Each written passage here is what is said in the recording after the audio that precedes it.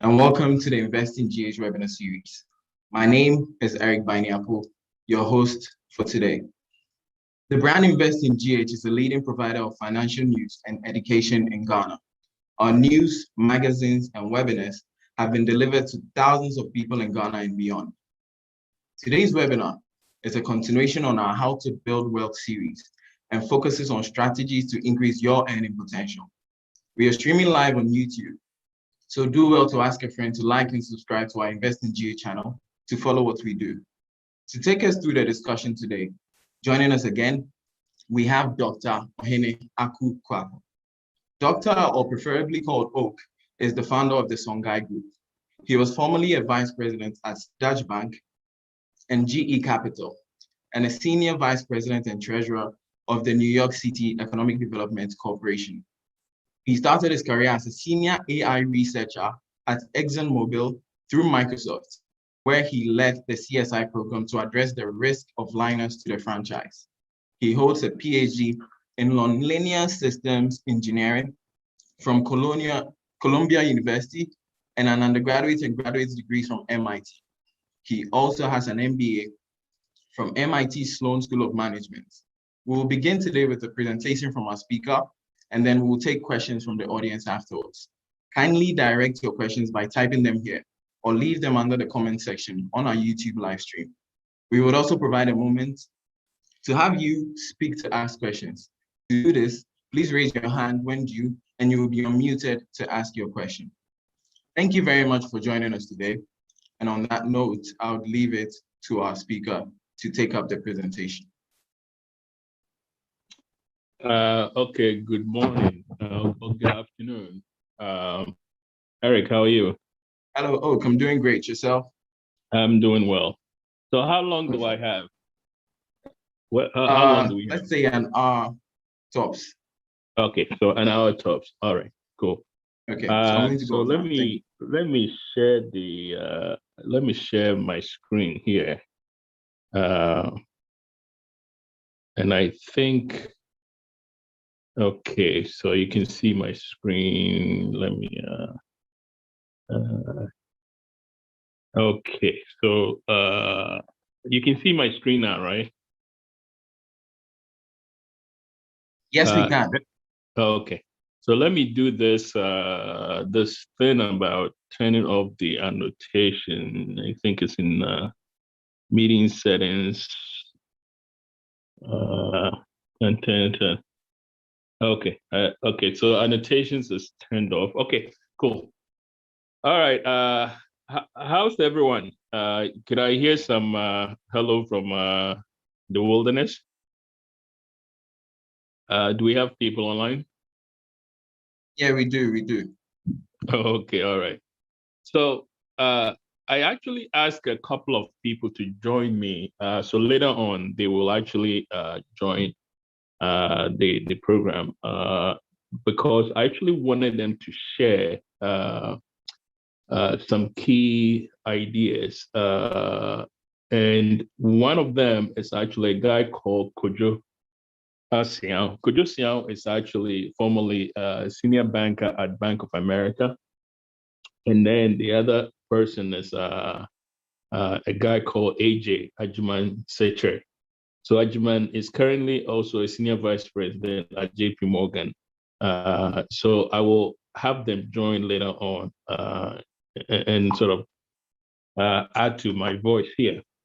So one of the things that I think I want to do is actually make it more of a discussion based, right?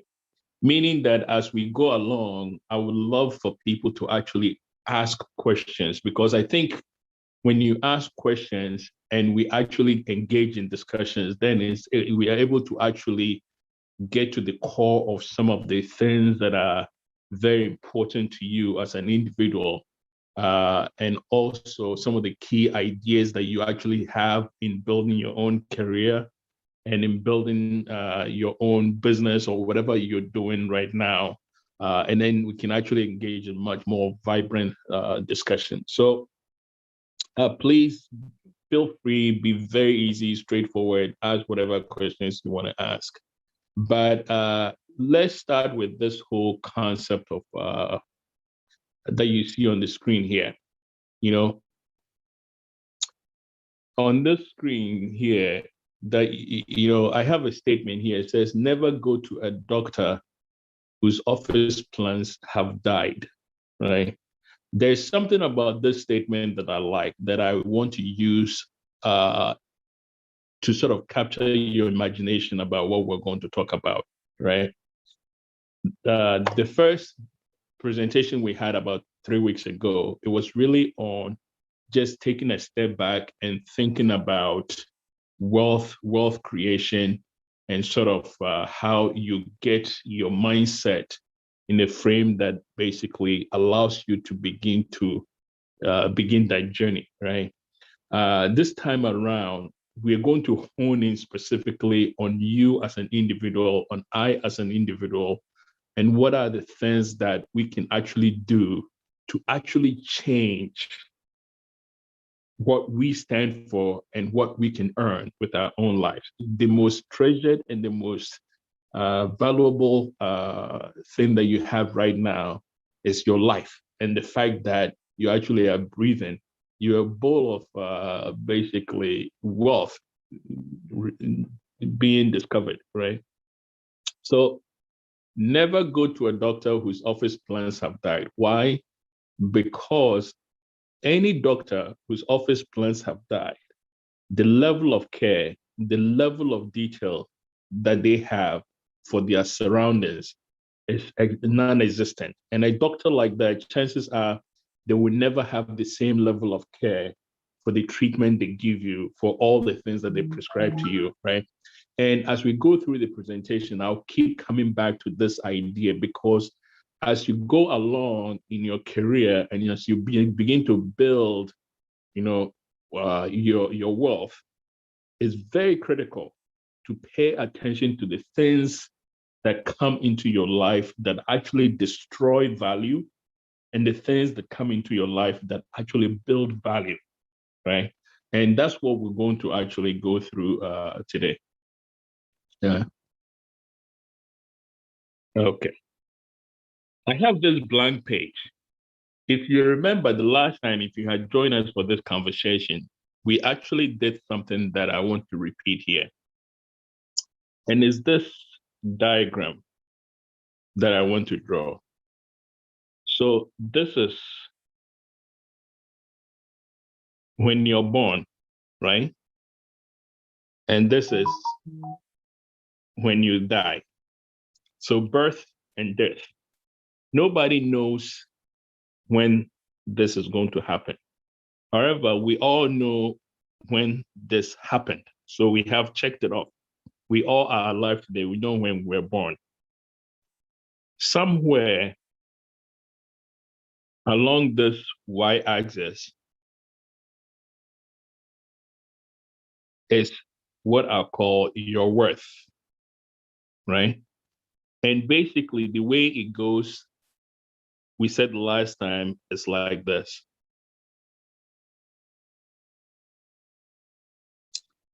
So this is what's going to happen. From here to here is when you actually usually are doing your schooling. From here to here is retirement, right? So you finish your schooling and you start earning money.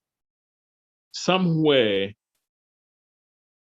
your earning potential and how much money you're able to earn in a year will peak. And from that point on, it will start coming down, and then you will actually reach retirement age, and then you will come down. What happens is that this area here is where somebody else is making up the deficit in your life, because you cannot earn enough to actually have the line, that your subsistence line, to actually make you comfortable through life. And then somewhere along here, when you retire, somebody else has to make the difference. The interesting thing is that This difference here is going to come from your retirement account, right? And this here is going to come from your parents or whoever is supporting you. So then between this part and this part here, this is where you are responsible for your own earning potential.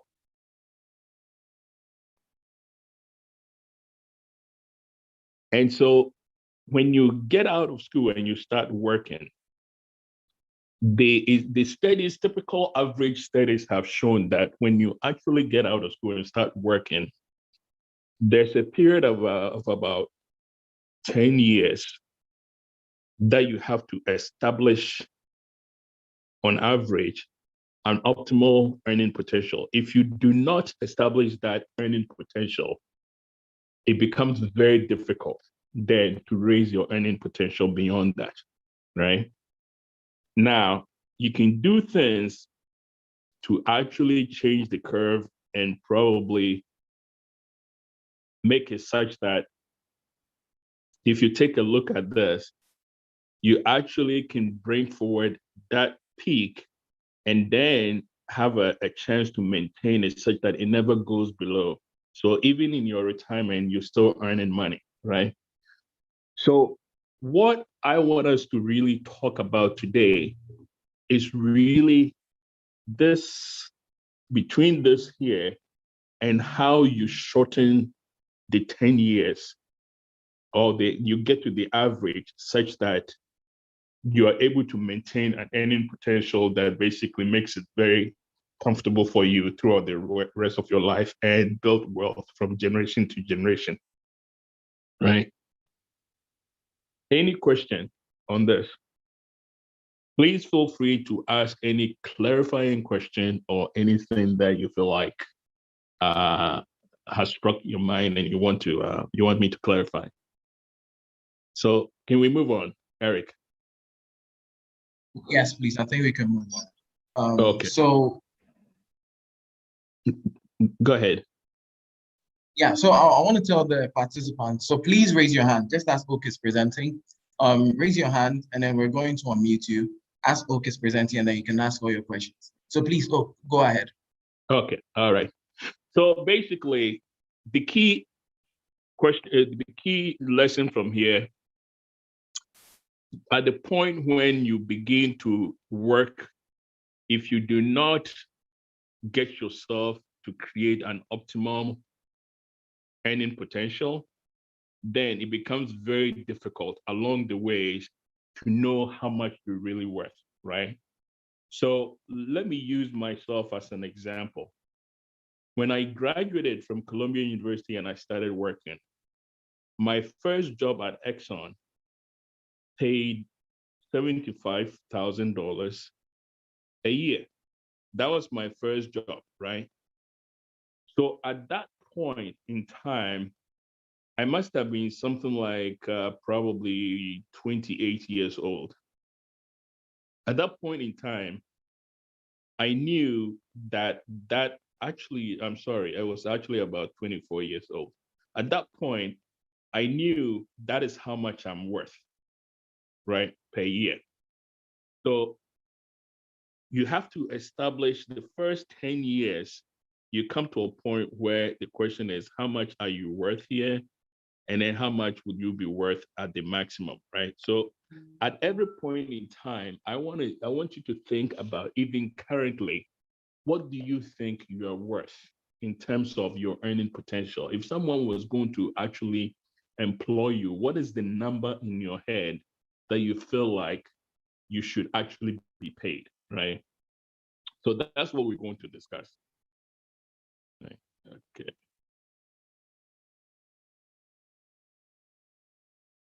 Okay. Now, this is actually interesting because as we go along, I think people are going to have in their mind that, okay, why can't I just do what I love and get paid for it, right? And someone might also say, well, why can't I just do what I'm good at and then be paid for it? And then someone will ask, well, why can't I just find something that pays well and go for it, right? The interesting thing is that we all probably have stuff we love. You know, I would love to be on the beach. I would love to be playing the guitar, which is my favorite instrument, you know. But here's the thing. Am I good at it? Well, if I'm good at it, guess what? If no one is willing to pay for what I'm doing, I'm going to be happy, but I'm going to be poor. If I love what I do, and guess what? If someone wants to pay for it, it'll become my dream job, right? But here's the thing. I could also be very good at it and have someone pay for it, and I'll be incredibly rich, but not happy or not something that I love. The key thing is to find something that you love, that you're good at, that actually also someone is willing to pay for it.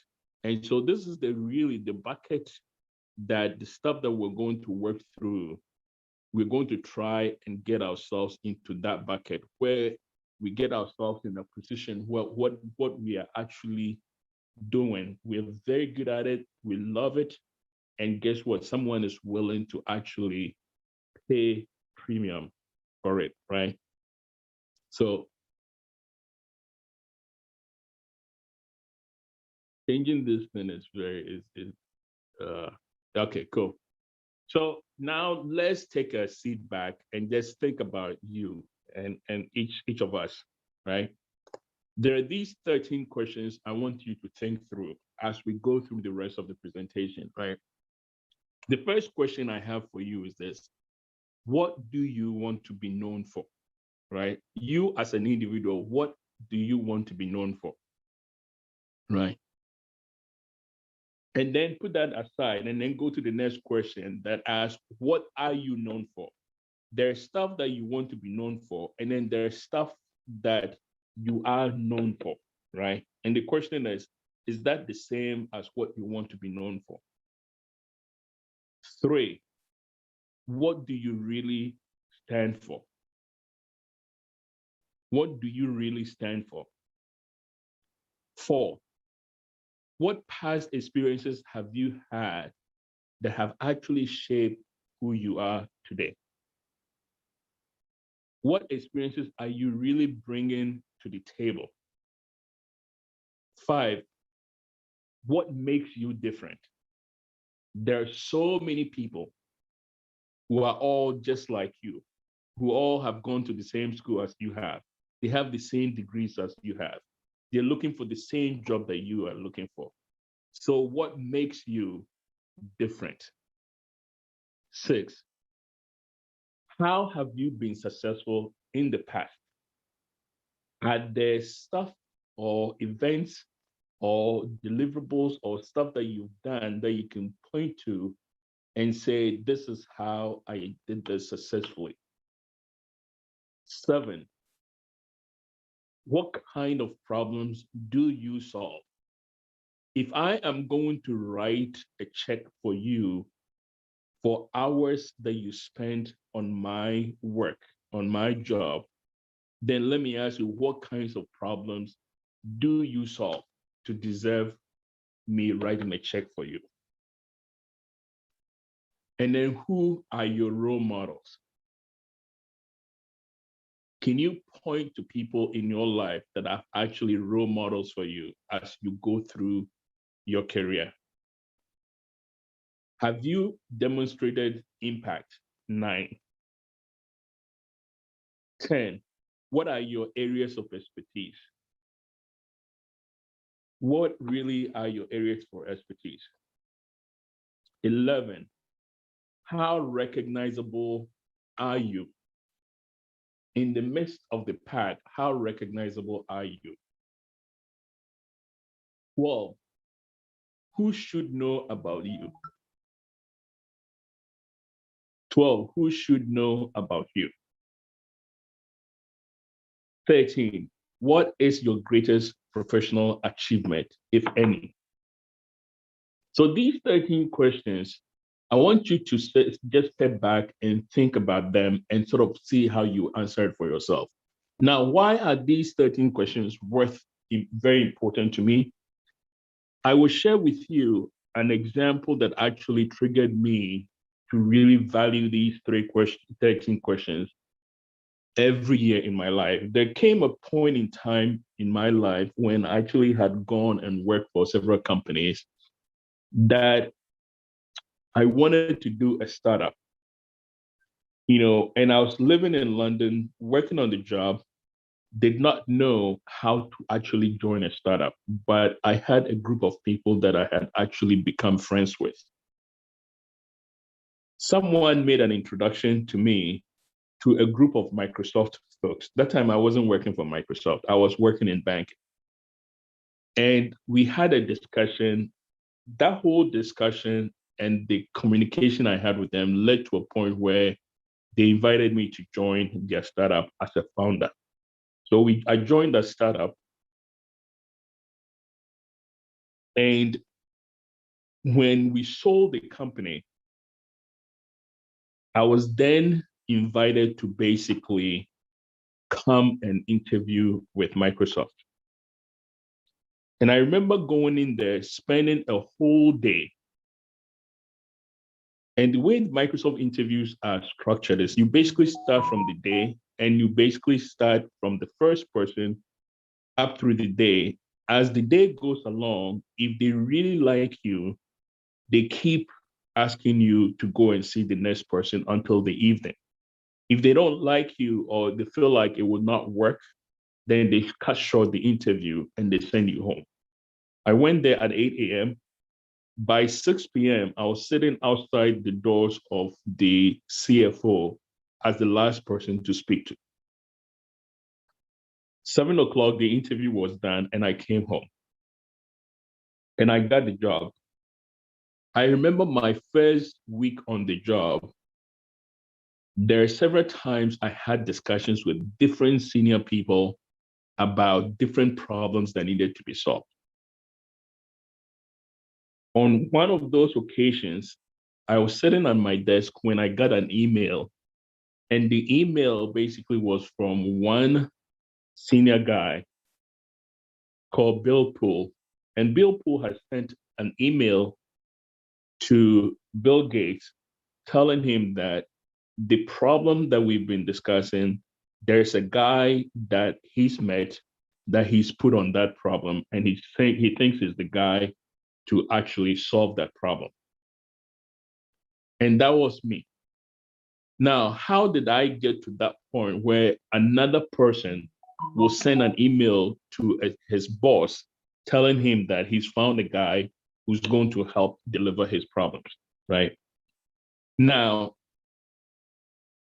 up until that time, I've had the benefit of actually being coached and being helped a lot by different people, all the way from Exxon. When something that actually captured my attention is when I was hired at Exxon, they made it clear they were hiring me because I had the skills in artificial intelligence, and they needed to build something. So they hired me for a specific problem that they knew they had to solve in the company.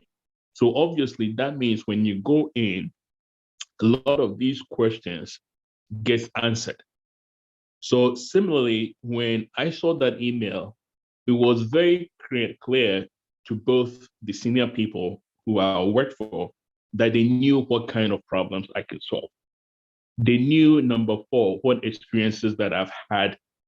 They knew what I was known for.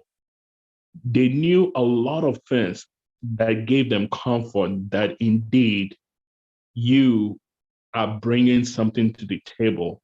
And in the process, they were also willing to actually play the part of helping you and delivering value to you as you deliver value to the company. So we will come back to these set of questions, but it's a set of questions I want you to put in your back pocket as you go through building your career.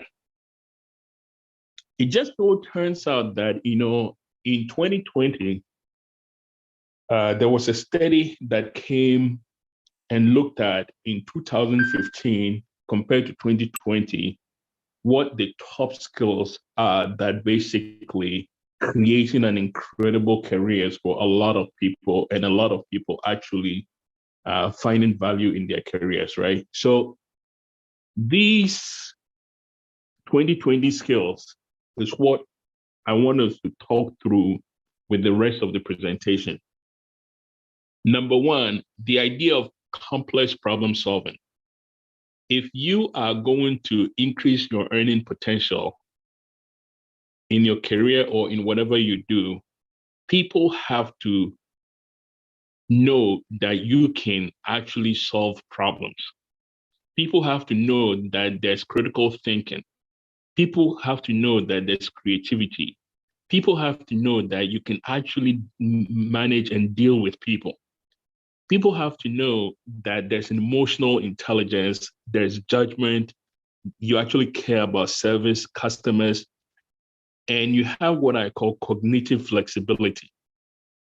I will talk more about this whole concepts of cognitive flexibility towards the end as we go through. But I want us to actually step back and simplify this journey of actually creating and getting a platform for yourself that basically increases your earning potential. But think about it this way. So this is a piece of advice I would like to give you. Think about the path to increasing your earning potential as a 2-year cycle, meaning that set a date in January. Let's say January 21st is your baseline.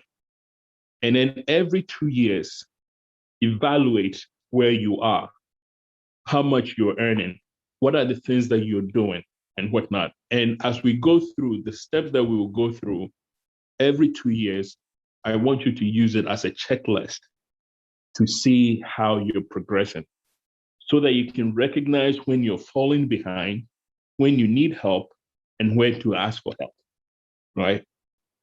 But the odds of success when it comes to you increasing your earning potential has to do with this whole concept of second order thinking. You see, we all have first order thinking. What is first order thinking? First order thinking is reading a headline. You know, on Facebook, everybody sees a headline and everybody wants to comment. Somebody sees a headline and they all of a sudden go into tirade and they give a comment and they give an opinion. That is very easy. Nobody pays for that.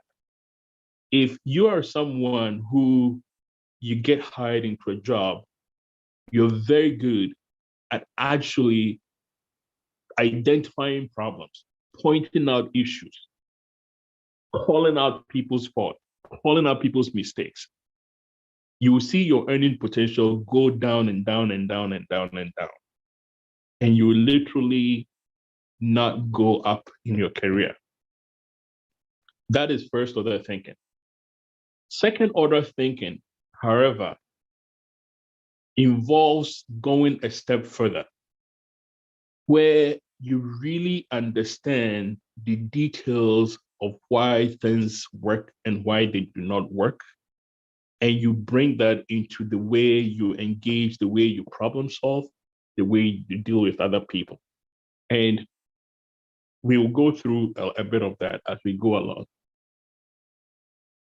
Okay, so is there any question right now so that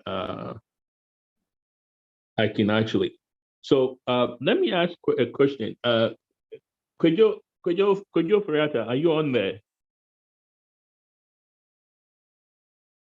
Is Kojo Ferrata on there? Hello, Oak. Yeah. Kojo, are you there? Okay. Okay. I've asked him to unmute so that he joins. Yeah. Hello. Yeah, Kojo. So, Yeah. Kojo, good afternoon. Good afternoon. Yeah.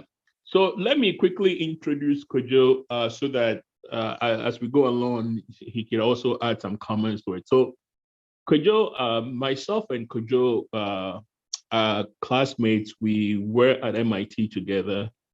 And Kojo, it's like it's more than a best friend. He's basically a brother. But they think that Kojo, I've known Kojo for quite a long time. Kojo probably is the guy who inspired me to get married. you know, but Kojo Kojo went to tech and did a lot of hard work in Ghana, and it's quite an admirable stuff, but his thrive and passion for excellence is what impresses me. So Kojo was a senior vice president at Bank of America Merrill Lynch, did well, and now he basically has his own energy trading company. He lives in DC, very beautiful family. His sons, one of them just graduated from MIT, another one from Chicago, University of Chicago. And I love Kojo. And, he really, the reason why I asked Kojo to join is that Kojo really knows how to build success, because I have seen him. We sort of have grown together, from MIT through our own careers and whatnot up until now. So as we go through what I'm going to go through, I'll ask Kojo just to add his comments as we go along, right? I don't know if AJ is on there yet, but if AJ is on there, I'll ask him to do the same thing. So Kojo, is there anything you want to add before I go on? No, but I think as we go on, I'll be able to add a few comments here and there, but thanks for your kind introduction. Okay, beautiful, beautiful. So now, let's go in and get specific. Okay. Hello, Oak. Yes. Yeah, just to chip in, we're having concerns. Some people can barely hear you. So can you up the volume a bit? Oh, okay. All right. Is it better now? Okay. Yeah, I think it's okay now. Okay, all right. Okay, so now let's get into a bit more on the job detail, right? So the first thing, I'm gonna give a series of advice that I want to open up so that Kojo can also add, but there's a stuff that I want you to pay attention on your career, in your job, in your journey towards increasing your earning potential, right? The first thing is your job. When you get hired in a company or whatever company you're working for right now, do not assume that somehow your job description is your job. Do not ever assume that somehow because somebody gave you a job description, everybody else in the company knows your job. Your job description in any company, whoever you're working for, as a contractor, whoever has hired you, is meaningless. Your job is how you define it by what you do. So if there's a gap in what you're doing and what is on the sheet, it hurts you. What happens is that people then begin to actually define you, and there's a sense of ambiguity about you. So the first thing I want to ask you is that in every job that you're in, every work that you're doing, you define your job by what you do. Don't allow any ambiguity. Don't allow people to actually have a question as, what does this guy do? Like, what are you doing? What are you working on? If anybody starts asking, what are you working on the job, then you are failing, because that means that people actually don't know what you do. Distill what you do on the job into simple objectives. Know precisely what success looks like when you have done something. And then understand the manager and sort of the peer expectations. Why do I say that? I'll give you a specific example. When I was at Microsoft, there was a Ghanaian guy that was hired to do a finance role. His boss came to me and said, Ohene, you are from Ghana. There's a guy who's working for me, and I think I'm having difficulty managing him. So he asked me to actually speak to the guy and see what the issues are. So I spent time, we went to lunch and whatnot. The first complaint that this Ghanaian guy had was, Ohene, my boss doesn't know anything. My boss always, whatever we have to do, he doesn't know how to do it, and he wants to do it in the wrong way. And so I'm always arguing with him. My advice to him was, don't ever forget who hired you. It was your manager who hired you. If you get into a situation where you think your manager doesn't know what he's doing, then you have failed. Then that means you do not understand expectations in a company. If that happens, no manager is going to advocate for you to actually even get a pay raise or even be paid well. So we made a change, we came to agreement, we made a change, and we actually managed him out of that bucket into a new area where we thought he would do well. Again, he had the same issue. And the problem is he actually was a guy who just had a lot of ambiguity in his life. Everything that he's asked to do, he always wants to do it the way he believes it needs to be done, rather than the way that the whole department has agreed. Unfortunately for him, he later got fired, right? So define your job. Number 2, be results oriented. Nobody cares about what you're doing, how you're doing it. What people care about is the results, is what you're bringing as the problems that have been solved. So a piece of advice, set milestones in whatever you're doing, set expectations, manage your own time, review how you're doing, and when you're having issues, make sure you escalate issues that you can't solve. Take one-on-ones and career discussions seriously, and this is where I want to advise you that when you're on the job, what you notice is that in every company, every organization, in everywhere you're working with a group of people, there are always a lot of people who like to gossip, who would like to actually engage in TikTok. You like to engage in small talks here and there. Oh, did you hear about this guy? Oh, this guy, he wasn't, oh, this guy is getting paid more. Oh, this guy, do you hear that and whatnot? Those chit chats distract people from delivering results. So my piece of advice, be very results oriented, stay away from these chit chats, these undertones, rumors and whatnot. Just be the guy that actually are very focused on results, right? Be self-reflective. You have strengths and then you have weaknesses. There's no need you hiding your weaknesses. Your weaknesses will be known by everybody. Your strengths will be known by everybody. But what actually people appreciate is having a sense of what your weaknesses are and how you seek guidance and training, and how you actually bring people in to support your weaknesses and you use your strength to actually deliver results. When you are engaged in annual discussions and whatnot, one of the things that you have to do is don't go in thinking that somehow other people have better situations than you.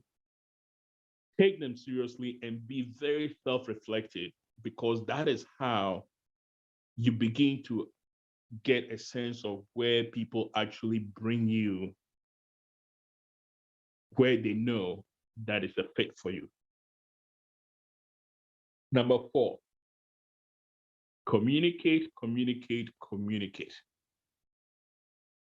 This probably is one of the most hardest things for a lot of people to do on the job,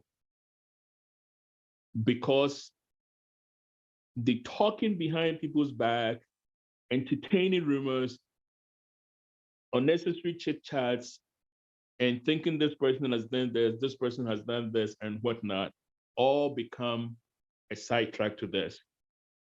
However, if you learn to communicate, what happens is that you're able to both manage expectations as far as the people who manage you and the people who you work with. And you gain much more respect, you gain much more visibility, and you're able to actually both manage your mistakes, and manage your insights. There's a course that I teach usually when I'm in Ghana, and it's called Fierce Conversations. And I always tell people that there are certain conversations that at every point in your life and in your career, if you do not learn how to have those conversations, you will never move up and you will never increase your earning potential. And I always give this example of a scenario where two people are supposed to work together.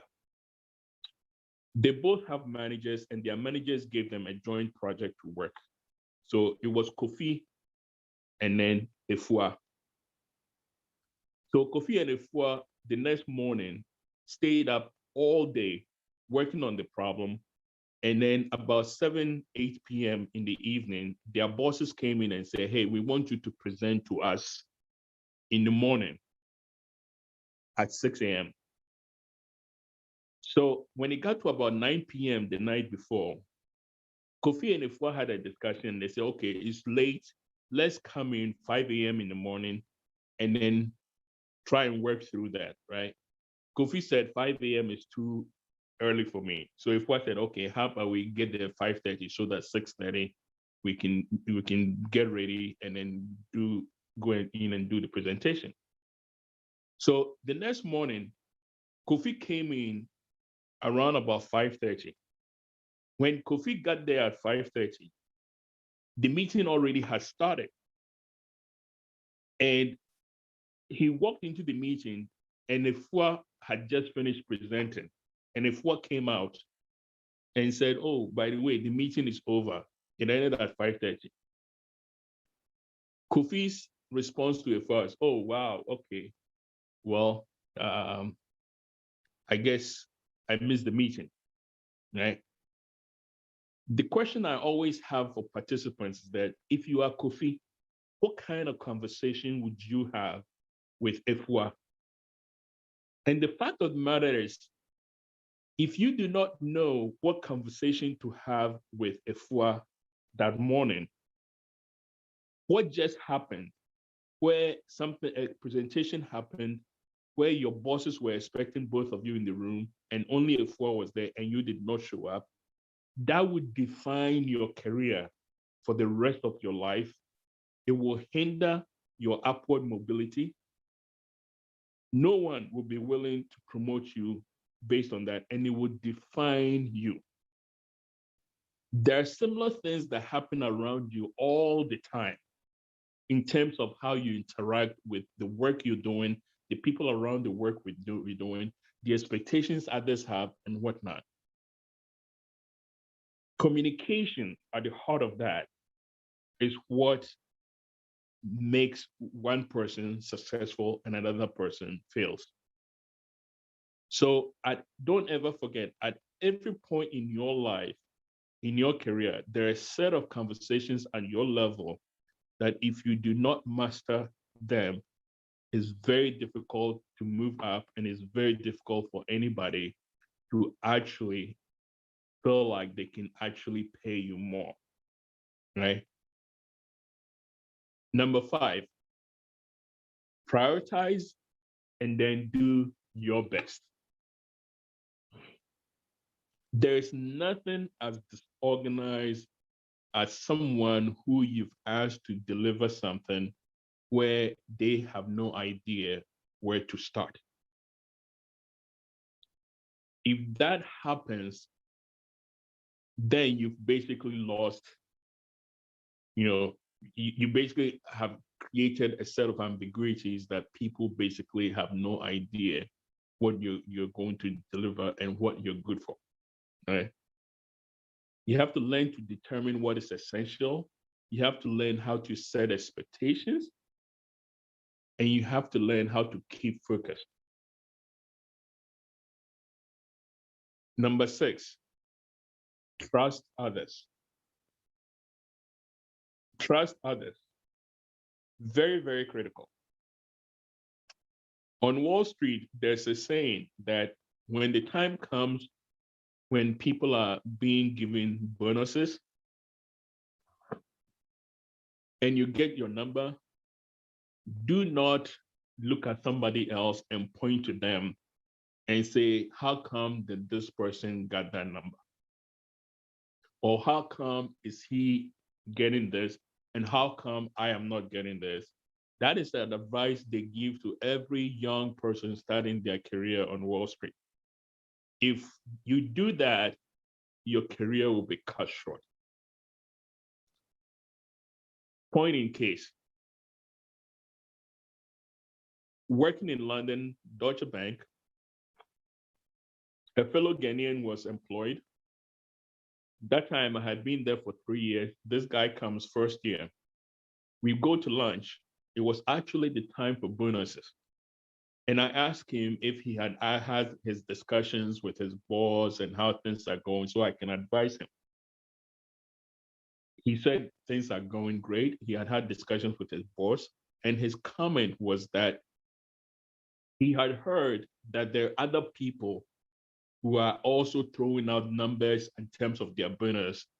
And he looked at me and he basically says, Uncle, if I don't get 100,000 pounds for bonus this year, then, that means they're favoring the white boys. And other people are basically, they're showing favoritism and whatnot. And I don't trust these guys. They're always taking care of the white boys and whatnot. So I said to him, where did you get that 100,000 pounds as a bonus from? He said, well, everybody is talking about that. We talk, the first year we all talk and we're like, some people like 50,000, but my goal is like 100,000. And my honest advice to him, I said, you know what, my friend, if the career is very important to you, forget about the bonus and just ask what your next assignment is going to be. And just he didn't listen. So lo and behold, he came, and the bonus that he got was 5,000 pounds. So from you were expecting 100,000, you get 5,000 pounds. And guess what? A year later, he was gone. When I had a chat with his boss, who actually happened to be from South Africa, what his boss said that the guy just had an incredible misguided sense of himself. It's like it's almost like he's lost. His expectations are totally out of whack.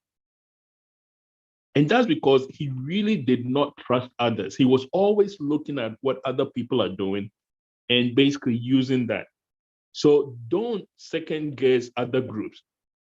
You probably don't have all the facts. So when you're in a career or you're working on anything, just focus on your own goals and trust others to focus on theirs. Show respect to others outside your work group. And guess what? You will always get respect.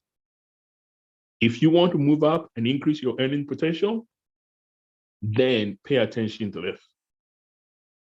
Number 7, let go of grievances. What am I talking about?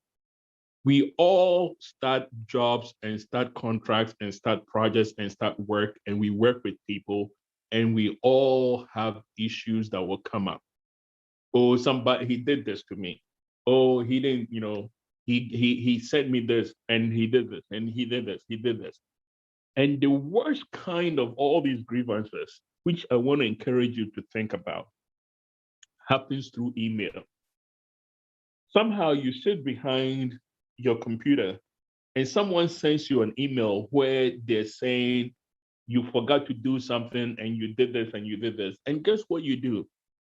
You shoot an email back and you put your own grievances, and you also start going through that, right? And this is where you sort of confuse your position with your ego. So how come this person said this? How come this person did this? How come this person did this? So you let your ego go through, and guess what? You go through emails, you shoot an email, and all you're doing with the email back and forth is you creating a history of your ego. And that history is what then later on comes to haunt you. Be very careful. Send emails only if you're talking about your results and you're delivering value. If an issue comes up and people are discussing it on email, please do not participate. If you need to speak to someone, go and meet them in person. This is a piece of advice I learned from a lady who's the chairman of the board of one of the biggest telecoms company in the US. Maggie never uses email unless it's to communicate to someone something that they've done of high value. If you send Maggie email and it has issues to be discussed, Maggie will call you, and in person, you will talk about it. And there's a reason, because if you start discussing issues in email where people get upset and people are throwing out ego, all it is you give people a stream, a history of stuff to use against you or to use to define you, right? Email is meant to communicate business, not to actually litigate issues. So let go of those grievances. Pick your battles carefully. There are some issues that you do not need to make it a big deal. Often at times, sleeping over it for a whole day can actually bring a different perspective, right? And the last one, think deeply before you engage in an email debate, right? And at this point, let me actually draw something here to show you. So there's something that I call the ping pong conversation, right? Where if you don't let go of your grievances, what happens is this. As if you're playing volleyball, right? One person is standing here, and then you're standing here. And what happens is you shoot an email, and then the person gets it, and the person reads it, and then they shoot one back. So it's like volleyball. You're not sure where the next comment is going to come from. But if the next comment comes and it's very difficult for you to hit, guess what? You also hit a very difficult comment where the person, on the other hand, also finds it difficult. What only happens is that the ball itself is like a cloud, right? And you get your head in the cloud. So the whole thing is foggy for you. You have to get your head out of the cloud and do not engage in these ping pong conversations. Anytime you feel like you're engaging in a conversation where someone says one thing and you say another thing and whatnot, step back. Number 8, attitude is everything. Attitude is everything. I cannot tell you, some examples that hurts me. A young guy finishes Princeton, a young Ghanaian guy. We set him up with an interview with JP Morgan. I had actually not met him before, but his brother is the one who reached out to me, and we set up the interview for him. Just before he went to the interview, he came to New York. I met him about a week before the interview. And when I met him, he had actually gone and met the JP Morgan people. And I asked him, what area are you considering? He said that he's very interested in personal wealth management, right? So I said, okay, if you're very well interested in personal wealth management, then let me give you a piece of advice. And I'm going to be very straightforward with you. He had a Rasta hair. He had very nice dreadlocks, very beautiful. So I said, the area where you have talked about that you're interested in, my advice to you will be, why don't you cut your dreadlocks and actually just have a nice look and whatnot, and just go through the interview. And then after you've established yourself, second year, third year, you can have your dreadlocks. He says, no, uncle. His brother calls me. His brother says, well, why do you tell him to cut his dreadlocks? I don't want him to cut his dreadlocks.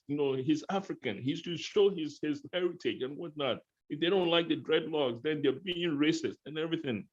I said, dude, I can only give you a piece of advice. Of course, he's listened to his brother. He kept his dreadlocks. And he went to the interview. And it was the second round of interview where they actually ask you to meet some of the clients in New York who they want you to manage, right? So a whole day he spent there with other senior people and the clients. And they basically then did not offer him a job. And they said, sorry, no, we can't offer you a job. So I was like, you know what? I will talk to some of the guys that, the guys that I set up the interview with and get feedback for you. And it was very simple. He went, they had a get together with a lot of rich clients, and people basically said, we don't like him. We don't want him to be the one, he's just, for whatever reason, they basically said he was not presentable, right? And he lost it, right? Now, the good news is 2 years later, he had cut his stuff and he actually did get into a nice position and whatnot. Is there something wrong with dreadlocks? No, there's nothing wrong with dreadlocks. But think about your attitude. His attitude of not listening to advice made it very difficult for anybody to actually even go and advocate for him, right? Because what it is you do not want to put yourself online. So if you're on the job, whatever you're doing, your attitude is everything. People will fight for you. People will fight for raises for you. People will do all kinds of stuff for you if your attitude actually helps build value, right? Be helpful kind of a guy, not always the glass is half empty. Positive thinking, have a sense of humor. What you project outwards will get reflected back to you. If you're moody and you treat people as if they have no idea, well, guess what? People will think you have no idea, right?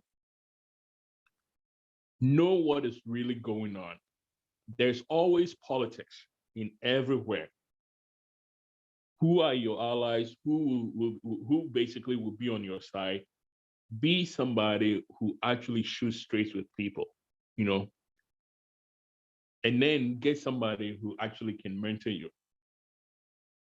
Number 10, when it comes down to it, one of the things that you have to learn to do is to learn to switch off. What do I mean? To increase your earning potential, you have to recognize that it's only a job that you're doing. You have to learn to recharge yourself. You have to learn to basically step back so that you can actually engage in a way that you're able to deliver your best, right? So with that, I'd like to actually end it here and open it up for questions and discussions. But one of the things I want to do is this. There are these two books that I want to recommend specifically for everyone on this call. The first one is Do I Make Myself Clear? It's an incredibly beautiful book. This book addresses the question of communication and how to actually learn to have these fierce conversations that can help you advance your earning potential and really define your value in everything that you do, be able to put yourself in a situation where corrective action can be taken in time and whatnot, right? And the second book, which I also want you to add, is How to Be Heard. That book is very strong on this whole concept of listening. People who actually end up increasing their earning potential through their career end up also being very good listeners and very good communicators.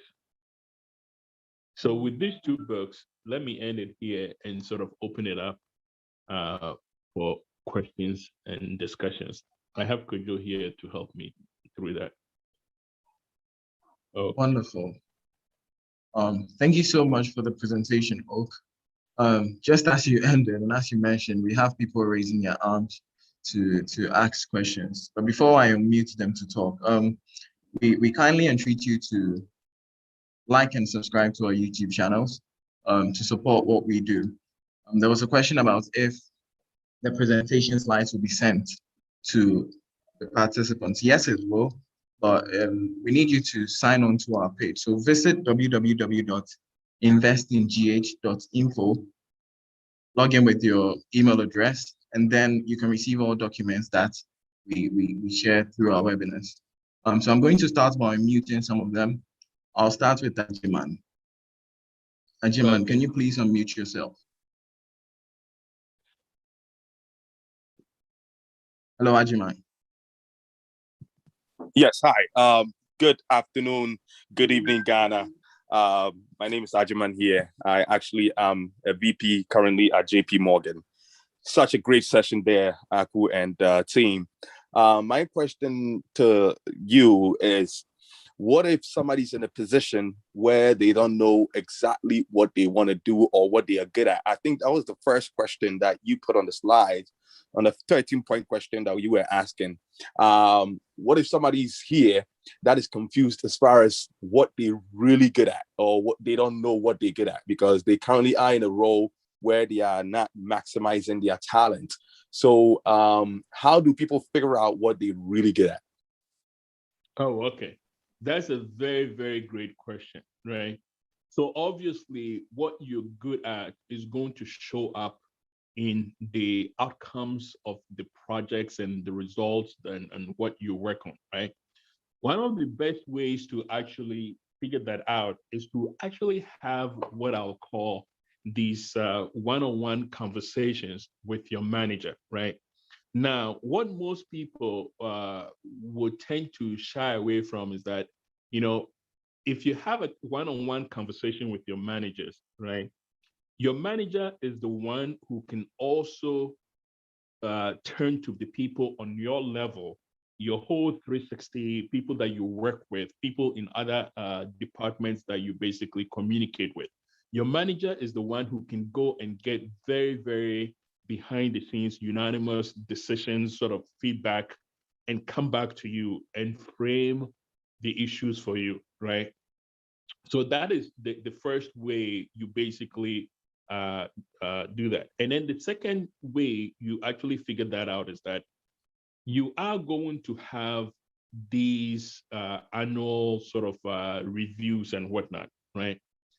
I will encourage you that when you have these annual reviews, you do what I'll call the individual planning. In fact, there's Eric, remind me, I will send a template that you can send to everyone that I usually give folks to make sure that every year they do go through that template, because that template then will help you see the type of conversations you need to have and be able to capture the areas where your strengths are actually showing and be able to judge whether it's aligning with what you're being asked to do and what you're being asked to deliver. Because if there's a misalignment, then you will always be in the dark about what you're very good at. But the first place to begin with is to literally to take very seriously one-on-one discussions with your manager.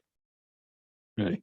So, Okay. so AJ, by the way, so AJ is the one who asked the question. So AJ, feel free to also add what you have learned on the job as far as being a VP at JP Morgan.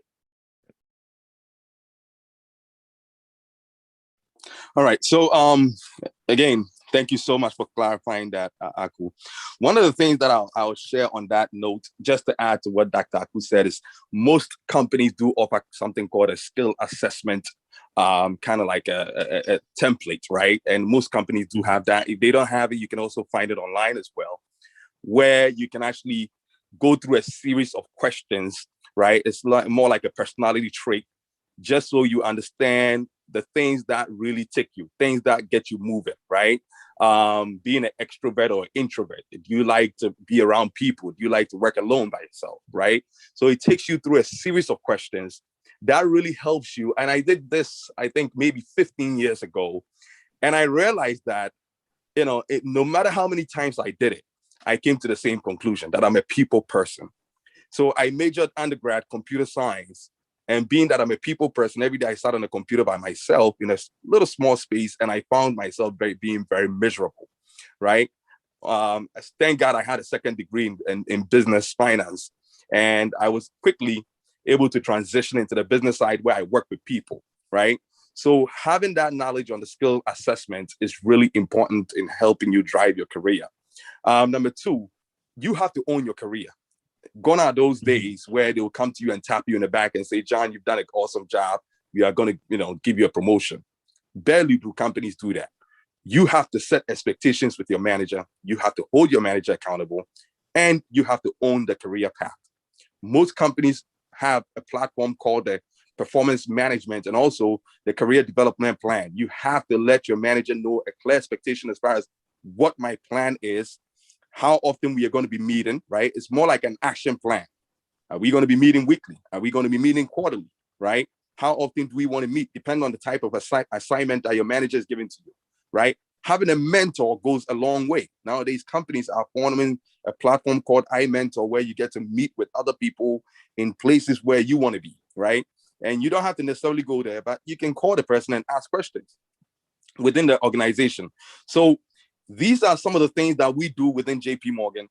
In my career path, the people who come with clear expectation of what they want to do, and those who deliver those expectations, they do move on to the roles that they want to go into. But you have to own it. Nobody's gonna, your manager is not gonna come to you. By law, they have to open an application. They have to put the job description online. 5 people have to interview for the job before they pick the person, right? So at least you have to put yourself in the position.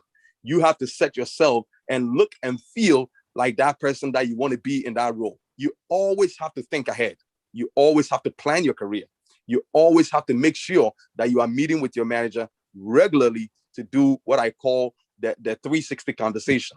How am I doing? What are we working on next? How did I do with the previous one? Who am I pairing with? Who are you going to be sitting with?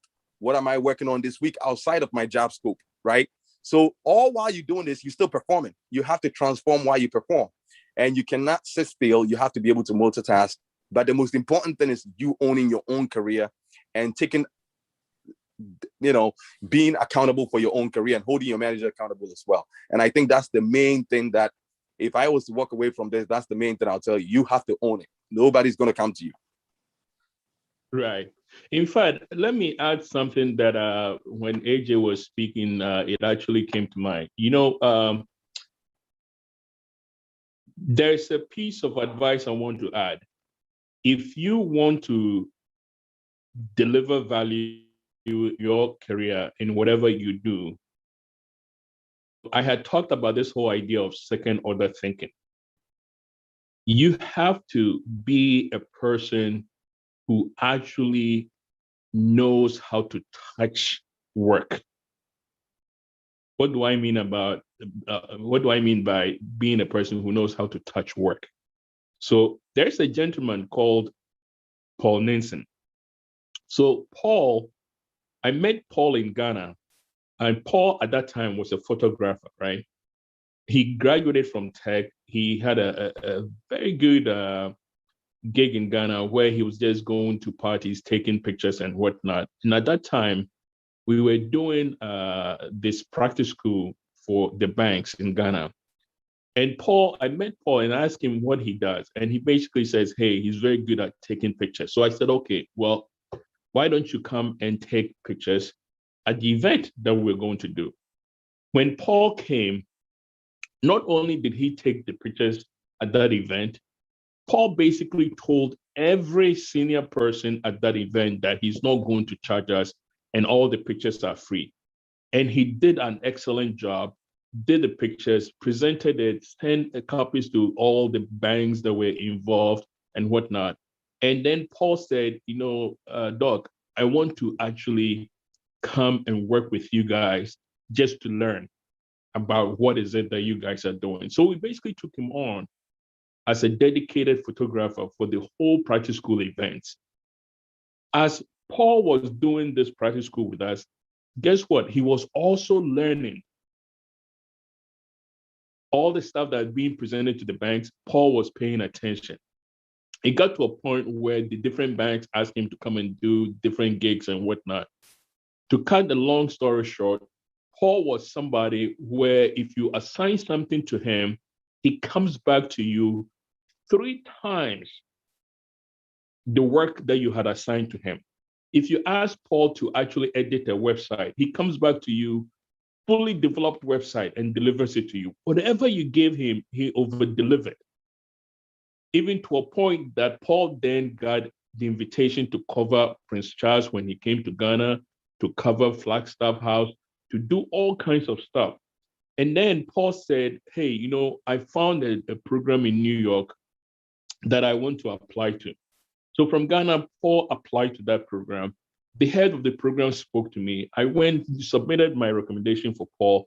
I spoke to the head of the program. He said, Paul is the first African we are getting into this program. Well, let me tell you, today, Paul lives in Brooklyn. He migrated from Ghana, went through this program. Paul just finished a project with the mayoral race in New York. He covered Biden when he was doing his project. Right now, Humans of New York that you see in the project in the news, the whole project, Paul was an apprentice on there. Paul right now, his earning potential and how much he's made so far blew me away. And that's because Paul is a guy who's not afraid of work. Whatever you give to him, he comes back over-delivered. And that is very critical because on every job, what do you notice that the senior people, they will throw work to you.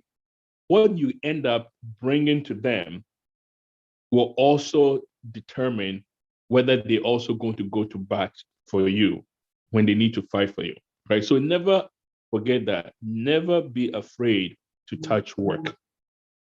Next question, please. I see someone with their hands up. Yeah, wonderful input. Okay, so I'm in here, Amos. If you can hear me, can you please unmute yourself? Yeah, Amos, you can. Okay, good.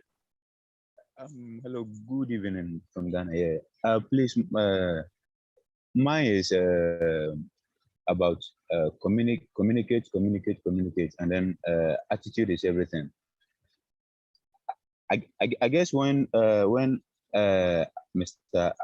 Ajiman was talking, he made he made an extract that we should be talking with our managers and this. Well, here I work with one security company where the supervisors, I think, where the supervisors only wants to satisfy themselves. That they don't want to be solving problems, and then they don't want to be creative at all. Well, I am not perfect, but from the way things are, then there was a time I consulted one supervisor that this thing where it was about 4. We were 4. We were 4 on guard, and then they gave us 3 votes. Then I told the supervisor, when you sent me to go and check the how many votes are there, there's the number of votes that they left it there for us. Then even like when I was talking to him, he was like, so they've left telephone for us. So he was concentrated on what he was doing. That was he was eating. And I said, super. You sent me, then I am talking to you. You are not paying attention to me. So I was like, I wanted to descend on him, not in a harsh way, but in a polite manner. Now it's been 2 weeks. He is not talking to me. He's not minding me. And I said, well, I came to work. So if something of the sort has happened, then yeah, I think I should forgo certain things and then move on. So when I come to work, I have been greeting him. I've been greeting for 1 good week. He has not been responding, and I said, well, I did not come because of you, and then you are not the person paying me, so there is no need to argue with you. Though the communication is not strong. As I talk now, when we go to work, it is 3 as against 1 in the night, and then when we go to work in the daytime, it is 4 as against 1. That is not my problem. And then the second one is attitude is everything. We have one supervisor. Hello, Amir. Yes, sir. Can you please wrap up quickly so we get to the others? Okay. Well, we have one supervisor. Whenever he's talking to you, he boasts of his age, and then his son in the university. But can that Okay, so one? so Amos. Sir. Yes, sir. Yeah. So let me. I think I understand what you're saying now. Let me give this piece of advice to you. So whatever happens on the job, right? Always look at it as between you and anybody. Always look at it as either it is your fault or it is your responsibility, right? I see that as you were describing the issues, you keep pointing to the others, your supervisor. There's another person who says it. There's another. That means that your focus have distracted now towards just caring more about what others are doing, what they're doing, what their attitudes are, right? But I think this is a good example of if I were you, I'll actually start thinking about, the 2 books that I actually recommended. The one on the right, How to Be Heard, is a book that actually addresses some of these issues that you're talking about.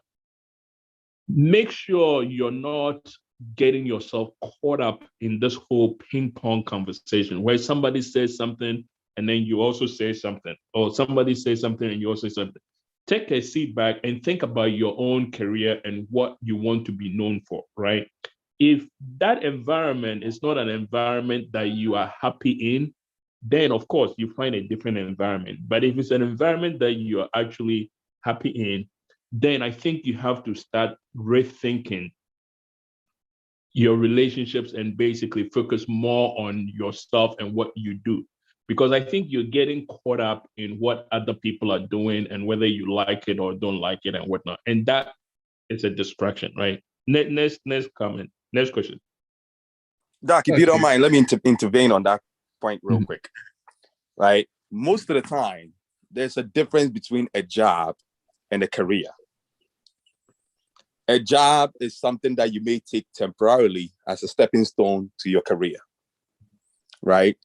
So a job, most of the time you get there, you don't really care what happens. You don't really, because you are there and thinking a short term.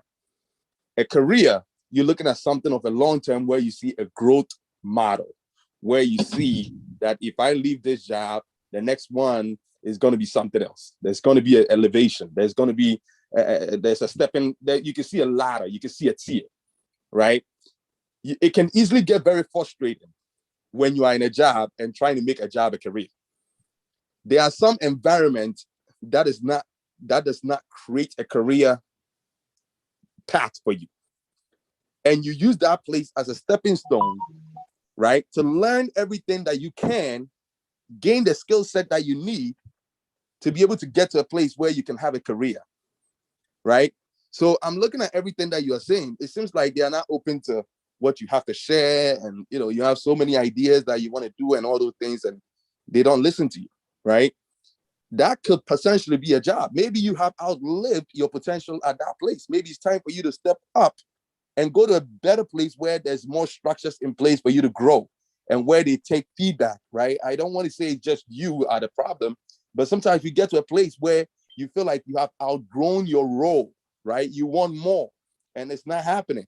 You know so much, but they are not allowing you to do it, right? And that's the time where you have to make a decision and say, you know what? I've outgrown this role. I have learned so much from this. I am grateful. Now it's time for me to start looking for some place where I can actually even do more, right? So you always have to think through those questions. Am I currently at a job, or am I in a career? Now, your job can be part of your career, right? But is it your career, in the career right now that you are in? Are you currently at a place where they are actually developing people and helping people move to the next level? So you have to really think about that, and really, sometimes you're at a place where this is not the ultimate location where you need to be, but you have to be humble. You have to learn as much as you can and be able to use it to elevate yourself to the next level. So that's one thing that I'll add to it as well. So don't look at the situation. Sometimes you try to express things to your manager who is very, they don't really, want to hear what you have to say because it is what it is. And maybe that's the time that you have to move on to other things as well. Okay. So Eric, could you unmute Kojo Sian? Kojo wants to add a comment. So Kojo, are you there? Okay. Yeah, Kojo, can you please unmute yourself?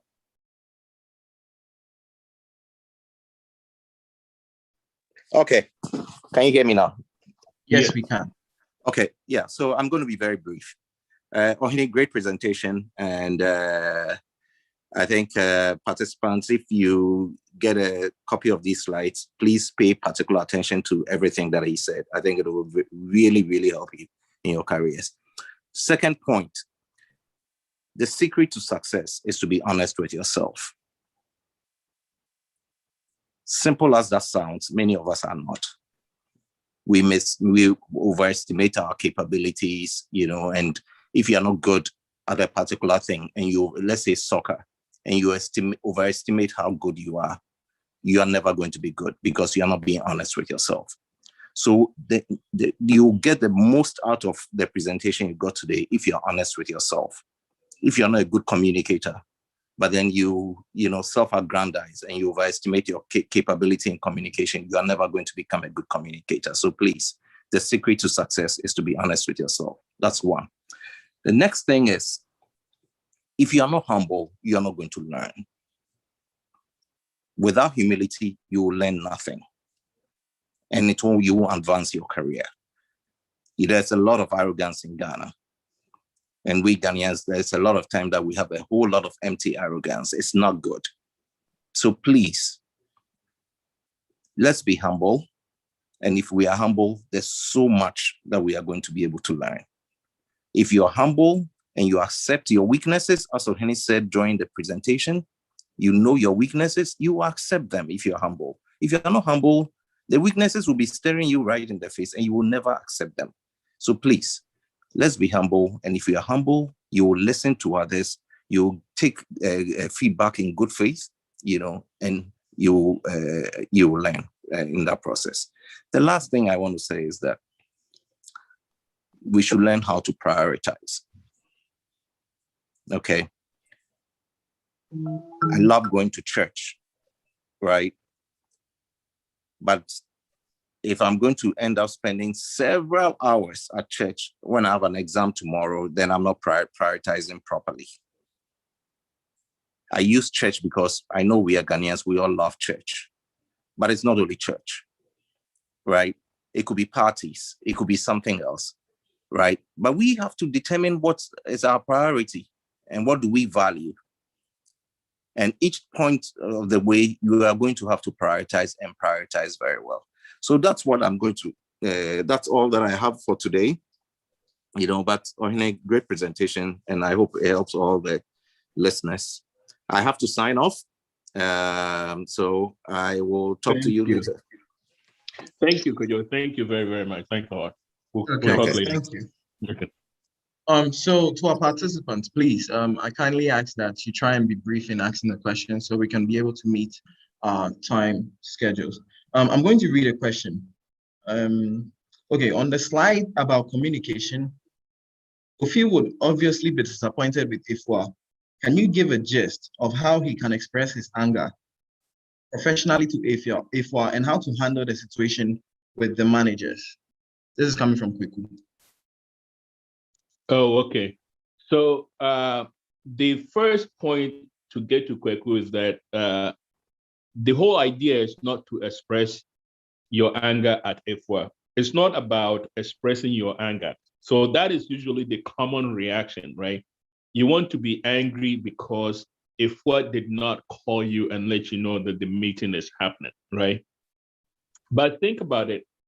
For every effective conversations that you need to have at the level that you are, there's always three parts to the conversation, meaning that every good conversation has three conversations you need to have in them. And the way I will summarize it is this. The conversation you need to have with Ifwa, the first one is a conversation with yourself. So you have to have a conversation with yourself. And then the second piece is a conversation about the issue. And the third piece is a conversation with Ifwa. So the way I will actually arrange it is that, number one, you sit and you think about yourself, why the situation happened, why you got to that point, and how you're feeling, and come to a realization and an honest sense of how you're feeling and what this means to you. And the second piece, I will actually bring the conversation with Ifwa in the second. And the second piece, which is the conversation with Ifwa, is actually listening to Ifwa and having Ifwa share with you what happened. And then the last conversation, which you then have with Ifwa, is then about the issue. Now, why do you do it that way? That's because you need to dissociate the issue from both you and Ifwa. And what you notice is that when you do that, before you talk to Ifwa, you would have actually gotten a sense of how you're feeling, come to a sense of why that could have happened. And then when Ifwa talks with you, you would have actually put yourself in Ifwa's shoes. So by the time you're talking about the issue is no longer Ifwa or you. The issue is actually the sense of timing, what happened and what not. When that happens, you maintain the relationship with Ifwa whilst actually correcting and making sure it never happens again. What most people make the mistake is they never have these three conversations in one. And what happens is that they go straight and say, how could you have done that? Ifwa, I can't believe you did that. And they make Ifwa the subject. And obviously what happens, you destroy that relationship and you create a situation where people feel like, okay, you are antagonistic or all that stuff, right? So the first book I actually recommended, I would say take time and read that book because it goes into a lot of that, how to manage such conversations, right? Okay. Next question. Okay, so another question. This is about the first part of your presentation. Does this mean that one reaches his maximum earning potential after 10 years from PAPC? So that is not necessarily, but that is the average time to actually reach your peak, right? So if you reach there, and obviously depending on what you've built and the value that you're adding, you could obviously go higher. But within 10 years, if you do not work to establish a platform for yourself, it becomes very difficult because then what happens is that the new gigs that you get, people will start looking at your age and whether you can deliver because you start competing with people who are younger and much more agile than you are. So within those 10 years are the years where you actually have a lot more agility and flexibility and whatnot that you can actually deliver the most, right? Okay, so we're going back to unmuting the participants. As I said, please try and be brief so we can be able to meet our time schedules. Greg, can you please unmute yourself and ask your question?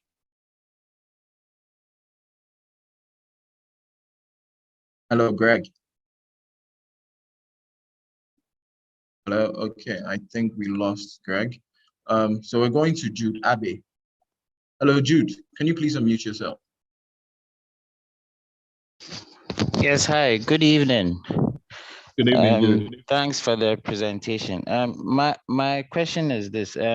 So far, the conversation has mostly been relating to people working in organizations or people working for people, as in being an employee. What would you say to people who are starting out on their own and trying to build a company by themselves? So basically being an entrepreneur, is that what you mean? I think yes, that's what he meant. Okay, all right.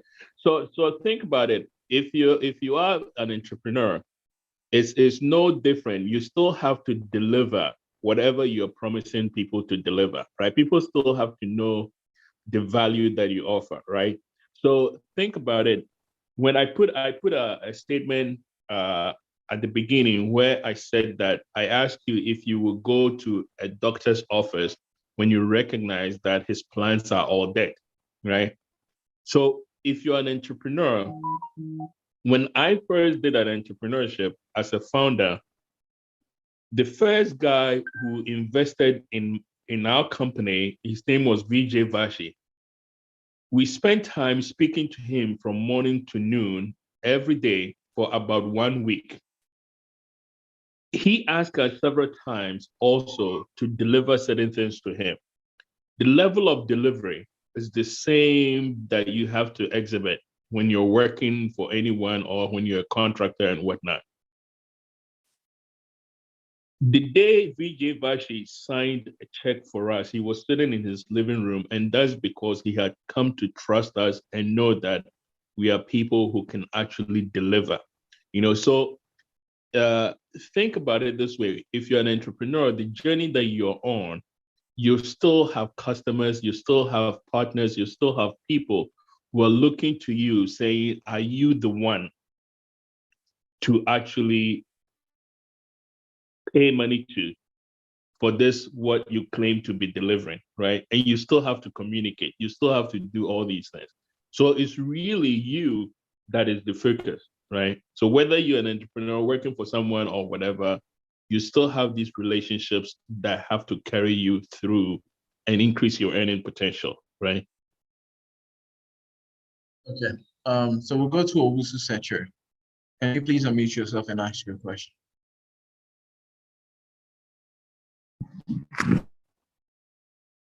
Okay, so my question is one, how do I use sense of humor to my advantage without coming across as somebody who is not serious or who is a joker?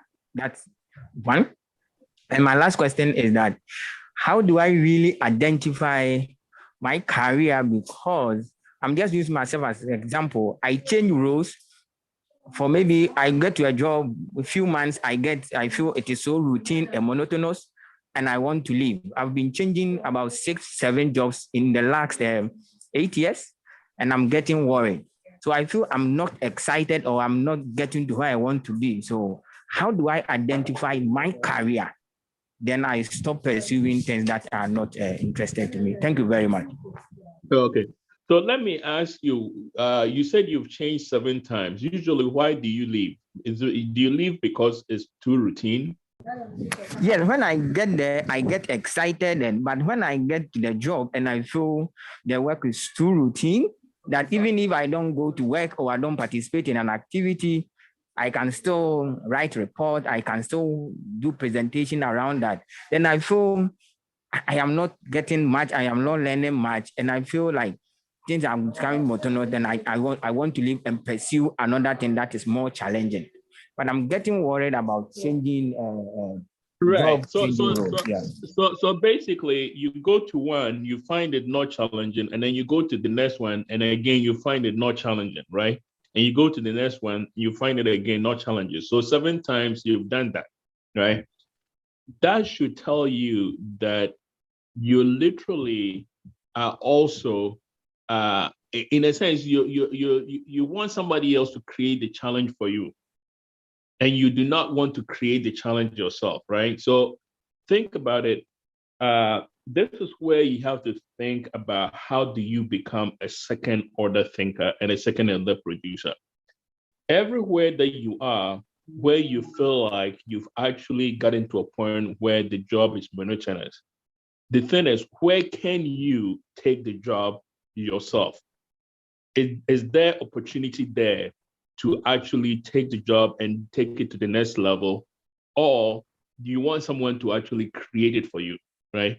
So there, my challenge to you will be maybe you start rethinking the set of tools and your own development and say, you know what, maybe I need to actually be the one that actually builds it, right? It sounds like you could use somebody who could be a mentor in one of these jobs to make sure that it's not one that you go and live in, you go in for a short time and you leave, but really one that you go in with the express purpose, knowing how you actually move up, right? But it's something that, later on, get my email from these guys and send me an email, and then I'll have a much deeper conversation and try and help you figure that out, right? Okay. So we'll go to the next one. Koliki. Koliki, can you please unmute yourself? Hi, good evening, everyone. Thank you very much. It's been really insightful. I've learned quite a lot. My second question you just touched on, it was to do with mentorship and allies. I wanted to ask if, with the wealth of experience you have, and Kojo and I believe AJ has, if you guys were willing to have participants here as mentors to sort of guide people through their careers, including myself.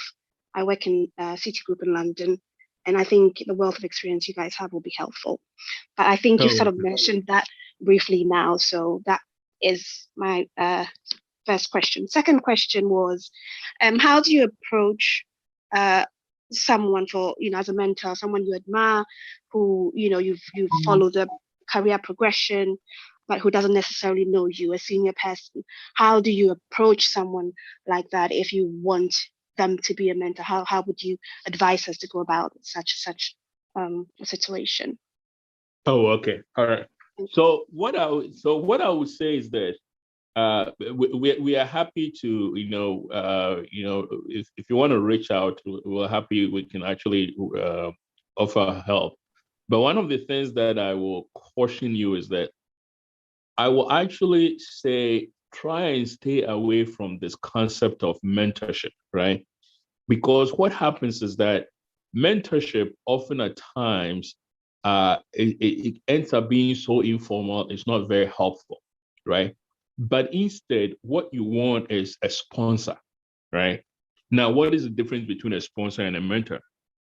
A sponsor is someone who actually is willing to open doors and sort of open the way for you based on your potential that they have assessed, right? A mentor, usually you go to them and they discuss with you, you can share with them what you're going through and whatnot, and they sort of leave it at that, right? A sponsor, on the other hand, is going to take you with them, right? They see an opportunity somewhere, and then they basically, because they know you and they know your strengths, they basically say, hey, you know, I know somebody in Citibank in London. I want you to talk to him. So they keep pulling you up, right? So if you actually go to the website blueprint.pages, under the library, there's a book there on how to find a sponsor. I want you to read that book. But one of the things that I would say is this: if you know someone that you've always admired, right, and you want them to basically be a sponsor and sort of really build in there, the first thing is to really take time to learn about them, right? You have to do an initial introduction, and all of them is very different, right?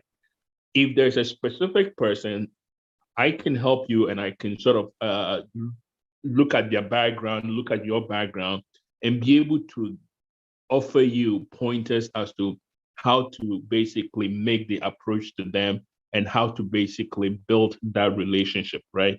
So it would depend on individuals by individuals and depending on the level that they are. So feel free to reach out to me, you know, ask Eric or send me email or whatnot, and I can work with you to help you on that, right? Okay, so we take a few more. From George Mauli, can you please unmute yourself? George Mauli, Chris. Yeah. Good evening. Good evening, George. Evening. All right. Yeah. I think that there was a slight deviation from today's core subject, but it's okay. It's okay. Mm-hmm. My question is, how do you handle a negative or not so complimentary assessment during an appraisal session from your superior, where your strengths are seen as weaknesses in the sight of your bosses? That has a tendency to affect one's personal development and career. Yeah, that's my first question. And second one is, does one have to always work to impress his superiors, to always win their commendation in a corporate setup or in a corporate environment? Thank you. Okay, so George, that's a good question. So what I would say is this. So you're asking the typical question that most people, you know, will ask when they've gone through an assessment or sort of a performance review and basically did not come out correct, right? So here's the thing: when a performance review comes out and it's not something that you like, you basically feel like, no, this is not right and whatnot. That usually means that you did not manage the process well, right? That basically there's been misjudged expectations, right? So obviously you have one expectations, it came out and it's a different set of expectations. That comes down to this whole idea of the conversations that you need to learn to master at the level that you are. If you're not having the right conversations during these times, before and during those times and after, then you will always be surprised, right? So one of the things is basically learning to have these conversations, what I call the fierce conversations, right? The first book that I recommended helps a lot with that. But the second thing is this, that, you know, you don't need to impress your boss. What you need to do is make sure that you define your job, as I said. When your job is not defined by you and you basically let others define your job, that's when you end up with the situation where basically other people have given input on how you perform. And guess what? It sticks. It sticks because you, at some point, you had lost control of defining your job, and the results are basically not seen by others, right? So something like that is something that, you know, you really have to learn. You have to change the conversations that you have with your boss leading up to the assessment and way through the assessment and all that stuff, right? That expectations gap is basically the result of basically a job not clearly defined by you, but by others, and then them seeing you not being able to satisfy what they believe is a job, and probably you believe it's not, right? So that's, I mean, we can have a much further discussion on that. If you get more specific, then we can really get into it and make sure that the next cycle around, you're able to manage the whole thing so that the gap between expectations is not huge. Okay, so we're going to take a few more questions and then we'll wrap it all up. Before I do though, we've just sent a link to our WhatsApp pages onto the chat section. We humbly ask that you join the group. What we do is we send financial information and news updates, and also all information regarding our webinars are posted over there. So it would be of great help to us if you can join the group and also subscribe and like our YouTube channels and videos. So another question, we'll go to Samuel K. Ajikum. Can you please unmute yourself?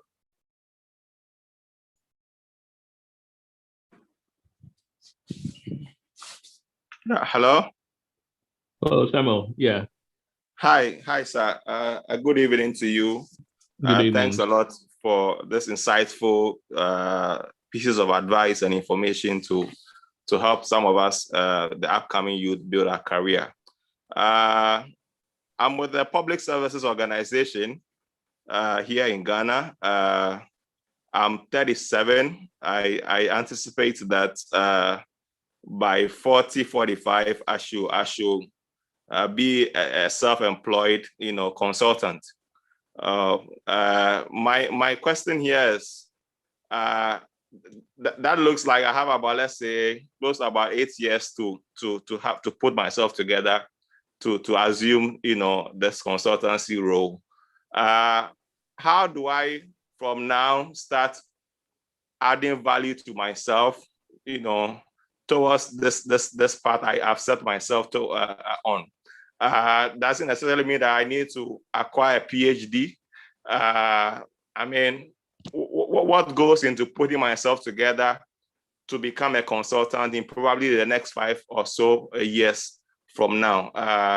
That is what I want to know. And I have been told in other engagement about what is a certain phase of life called midlife crisis.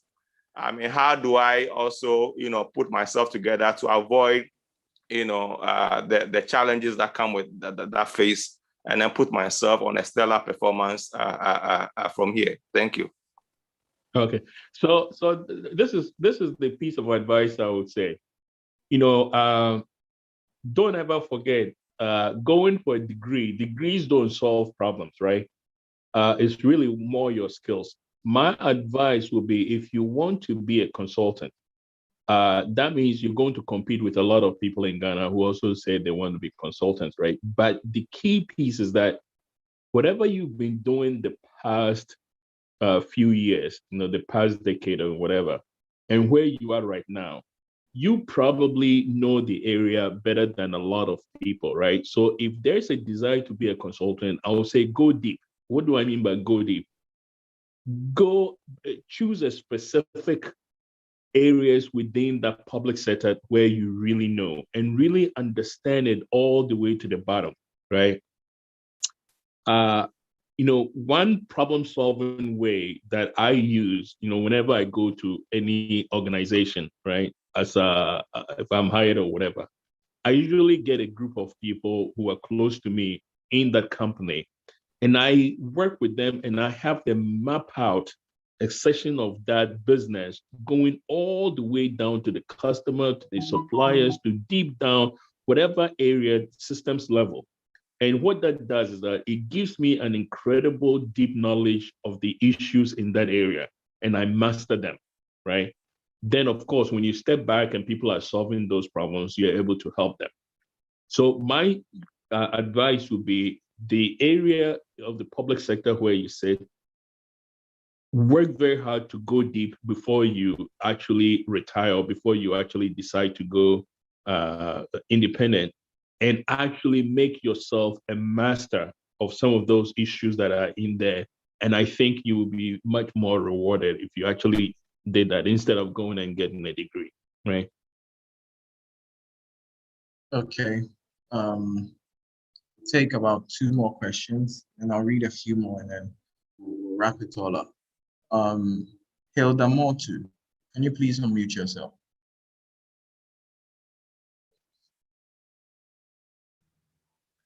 Can you hear me?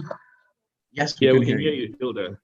Okay, thanks so much, Eric, and thanks, Hini Aku, for the nice presentation. I really appreciate the information that you've shared today. It's just a bit sad that I'm almost 37, if I got the number right, and I'm only hearing this now. You know, I feel like this has been the norm from our part of the world, where we really go into the world unprepared.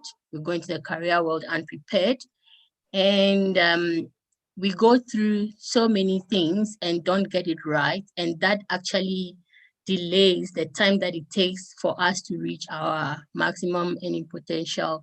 And if you take the examples that the gentleman gave about changing jobs so many times, I mean, you need stability to get to that maximum earning potential in a few years, you know. So I'm not sure that this is really a question, but I would really love to see something like this happening much earlier in the lives of students before they get into the job market, before they start working. And I'm not sure if there's anything. This has actually been the dream of mine to, I'm currently in South Africa, and I have had this thing on my heart that I need to go and help level the playing field for the young people, because if we expose them to things like this sooner in life, it eliminates most of the problems that they encounter when they finally get into the job market, when they start working. So that's one thing that I wanted to say, and just also to seek your permission to contact you when I start that project. I would love for you and your team to if not get involved, probably provide guidance due to your wealth of experience. So that's the first thing that I wanted to say. And the second one, yes. So Hilda, if you do it, I'll back you up. Right? Thank you. Let me know if you do it. I'll back you up. I'll invest in you. Thank you very much. I will get in touch with you if I can have your email address, and okay. then I'll. Okay. Then the second one, it combines your slide on communication and as well as the point of humility that AJ brought up when he was speaking. I'm not sure if it was AJ or Kojo, one of the two. Right. Yeah. So so the humility, so I've been working in the same company in South Africa now for close to 8 years. And I must say that our upbringing, the way that we grew up in our part of the world, really translates into the way we communicate and the way that we are perceived by other people. I'll give a typical example. When we have team meetings, I was brought up to raise your hand and then you'll be asked to speak. And I never got the chance to speak because everyone was talking over me and no one really called me to say, okay, Hilda, now speak.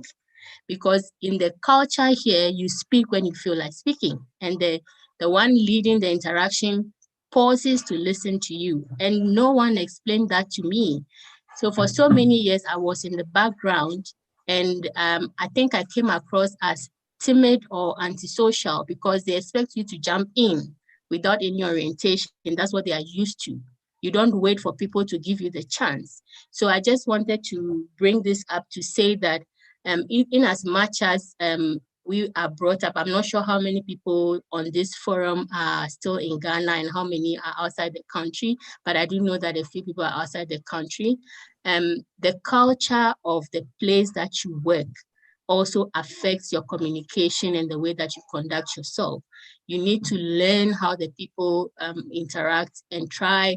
If you want to survive, of course, you have to try and quickly bring yourself up to speed and communicate in that way. And if possible, if you have people who are willing to listen, then you can explain to them why you are not able to behave the way you behave, so that they give you a chance. So that's one important point that I wanted to bring up. And I think this it's directly linked to your communication. One thing also is culture. So I work in a company where at some point we had over 150 employees before part of the company was sold off. So it's not by any means a small organization, but it is not a formal organization in the sense that it is owned by one person. So there's no board of directors or anything. And the culture is not formal at all. And you will be surprised to know that I've never had a formal performance review since I've been here. So I'm sure that this will be the case in the majority of people in Ghana who do not work in a formal environment where performance reviews are regularly scheduled, where you have an opportunity to review your work and get feedback and guidance on how to improve upon yourself. In that case, how do you proceed? There's not been a formal review. There's not been communication on why your work is being valued or not valued, especially if remuneration increases, for instance, are based on performance, and yet you've never had a review. I mean, how do you ask for a raise? How do you advocate for increases? Then the other thing also is connected to the same issue of culture is, and I'm not sure hello, if Hilda. this, yes. Can you please summarize that so we can? Okay, all right. And the issue that was not touched on in that communication also is politics. I know that there is politics in so many workplaces. When the odds are stacked up against you, you don't always get a fair review. So I just wanted to bring up those things because the slides assumed as though well, the playing field was level for everyone and your voice would be heard and everything. So I just wanted to touch on those few things. Thank you. Okay. Okay. Okay, well noted. Once again, for everyone who wants to contact Oak, the ideal way that we send information is through our WhatsApp channels. And then you can also join our mailing list. Join by visiting www.investinggh.info, type in your email, and then you receive updates of all of the things we send to everyone. So please do that. And then the information about Oak and everyone else will be sent to you. We'll take another question and then I'll read some and then we'll call it. Okay. DJ, can you please unmute yourself?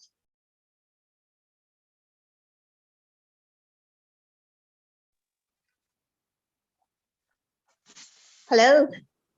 Hello. Hello. Hi. Thank you so much for these discussions and for all the insights you have provided.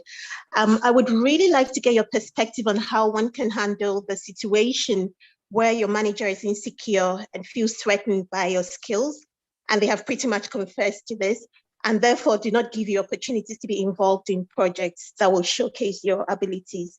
Would you advise that the person moves on from that environment, or is there a better way to handle it if they like the company they work for and would prefer not to leave at all? So let me ask you. So you said that the manager has confessed to them being afraid of your skills. Is that what you're saying? Exactly so. So I have suspected this for a while, but they just confessed to it recently, 5 years after working with them. So they confessed in a team meeting because they're trying to build team cohesion. So we're talking about their own experience where they felt a bit insecure because they were coming from a background where the other senior managers were not coming from. So this is a data-based role and in financial services.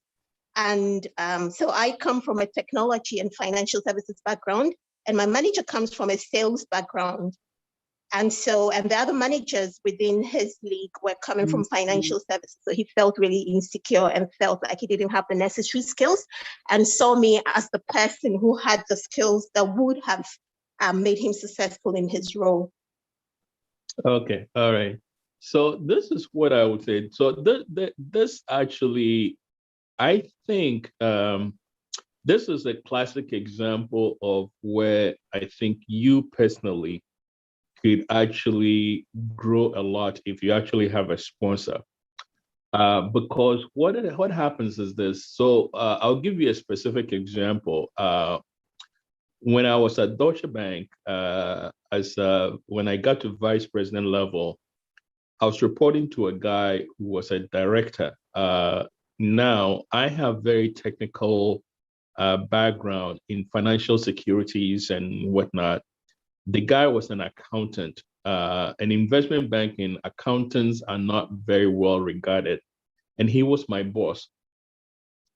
But my role there was to make my group and my boss look good. So every responsibility to the group is on the boss. And so if the boss looks good and excels and delivers, then the group actually is well regarded. And my role was actually to enable that. So I became very essential to my boss, and he was always happy. All the big jobs, he made sure it got assigned to me. That same boss then was the one who advocated for me to just get to senior vice president role, because I had actually, literally, I had made him successful. So my advice would be step back a bit, right? Because what happens is that whether you like it or not, he is your boss. He's the one who sits in the seat where the group is held accountable. The question is, how do you actually excel and reorient your own skills such that it becomes known as the skills that actually differentiates your boss from other people, right?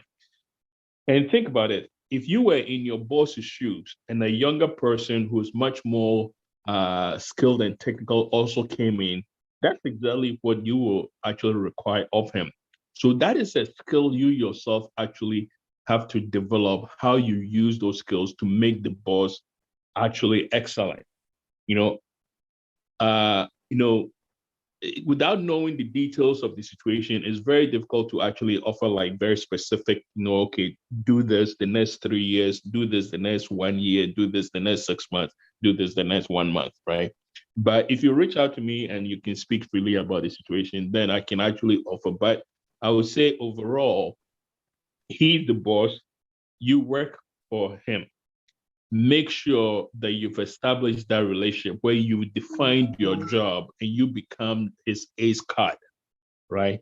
Because nobody's going to reach down and say, oh, by the way, you become the boss and he doesn't become the boss, right? He's the boss right now. So you deliver and make the boss great and make the group great. And, the success will come to you. Okay. So everyone here as well, we've sent Oak's personal website onto the chat section, so you can log on then and get any other information you want. I'm going to read a question from one of our participants. What advice do you have for those who do not understand or know how to play office politics smartly? Well, it's good you don't know how to play office politics smartly. The thing is, ignore the rumors, ignore the chit chats, and focus on delivery. Define your job, and reach out to me and we can speak more. But it's good if you don't play office politics, that's the best, right? The thing is, when people come and say, hey, did you hear this? Did you hear this? The more uninterested you are, the much better you are able to actually be free to deliver what you need to deliver, right? Okay. Cool. So Eric, thank you. I think, yes, a final question. How do we navigate and pick up pieces, especially if you have been bitten by by that improper understanding of the politics? Well, it comes down to communication and communication and communication and communication. Most of us, we all need to learn how to communicate better, right? Luckily for me, I actually had a coach who was a lady who wrote one of the best communication book, she was hired for me actually by Microsoft when I was a senior person there. And what I noticed was that communication and how you do it and how you do it at different level or the levels that you are is something that we all have to build. And if you have made mistakes and you have basically gotten yourself and been bitten by supposedly office politics and whatnot, there's still a chance to actually step back and say, okay, how do I, at my level, really master the art of communication such that I can actually do better, right? Cool. Okay. So I think on that note, we'll end with the questions. What I'll do now is to chip in a little announcement, and then Oki can give you a final words, and then we'll call it an evening. Okay. Okay, so as mentioned earlier, to get access to all our resources and all other webinars that we've had, you can visit our YouTube page where you'd find other videos of all the other webinars we've been able to organize. You can also log on to www.investingh.info. Please sign up just so we have your information and you can be able to receive all of everything we send out to the participants. You can stream all our webinars on YouTube as mentioned. I want to thank all of you for joining us. Oak, final words. Yeah, I think it's been very good actually sharing what we've been sharing with you guys. And we had drawn a series of things that we thought we needed to focus on. I get the sense from Hilda, as he said, that this is something that would have been great for all of us to have at an earlier point in time in our lives. What I would say is this: apply yourselves to this. I cannot underline and sort of overemphasize just how much, just really taking into account some of these points that I had made really helps put yourself and the people around you in a situation where you basically become, if you're an individual contributor, meaning that if you're not someone who's managing a group or a team, or you're just an entrepreneur or someone who actually is working as an individual in a company, you enhance your contribution to the organization, and you can actually set yourself on a path where whenever senior people or people who are actually ahead of you move to places where there are opportunities, they'll always bring you along. I've been lucky because I had actually been mentored and also have had sponsors who have done that for me. It seems everywhere that I have gone to, my career at Deutsche Bank, RBS at Microsoft, they all seem to have been other people basically going ahead of me and pushing for me and saying, hey, I know this guy, I need him for whatever.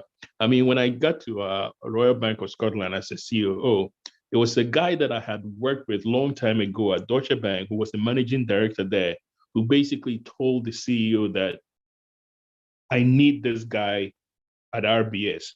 And that's how they reached out to me and they brought me over, but to get there, you obviously also have to have learned a lot and have learned to manage how the politics work and how you work with people and whatnot. People always want to work with people that are fun. Nobody wants to work with people who are not fun, who are always issues, always arrogance, always fights and whatnot. People want to be on teams where there are always people who are making their productivity go up and whatnot. So I would just say this: take what I shared and basically step back and look at your own life and say, okay, how do I really advance from where I am, where I can do a multiple of my salary or my earning potential? I'll go from 20,000 to 50,000 to whatever. But if you do not plan at all, then someday you're going to find yourself exposed. Right. So thank you for being on this journey. Thanks a lot.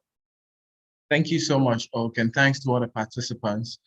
Hope you have a wonderful evening. Bye-bye. Bye-bye.